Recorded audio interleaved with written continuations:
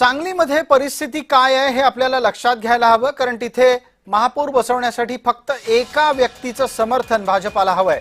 Bharatiya Janata party सांगलीमध्ये आपला महापौर बसवण्यासाठी प्रयत्न करतेय, त्यासाठी ते शिवसेनेची मदत घेणार आहेत असं कळतंय। आमचे सहकारी आणि प्रतिनिधी दीपक चव्हाण आपल्या सोबत जोडले गेले आहेत। दीपक जी, माझा आवाज येतोय आपल्याला? हो। सांगलीत शिवसेनेच्याकडे किती जागा आहेत आणि भाजपाने जर त्यांना मदत मागितली तर कुठल्या अटी शर्तीवर शिवसेना मदत करेल?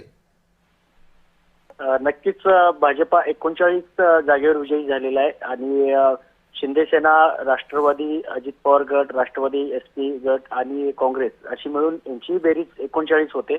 एकूण 78 जागा आहेत, त्यामुळे दोघंही समसमान आहेत। एका जागेसाठी आता या ठिकाणी तडजोड होण्याची शक्यता आहे। मात्र जर शिंदे सेनेनं भाजपाला पाठिंबा दिला तर या ठिकाणी सांगलीत भाजपाचा महापौर होऊ शकतो।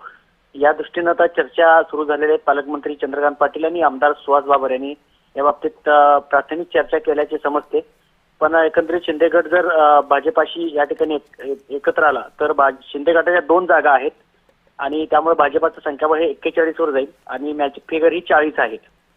तर यामध्ये भाजपाला शिंदे सेनेला उपमहापौर पद आणि स्थायी सभापती पद हे देण्याबाबतही चर्चा या ठिकाणी सुरू आहेत। उद्यापर्यंत या बाबतीत निर्णय होऊ शकतो, त्यानंतरच सत्ता स्थापन होऊ शकते।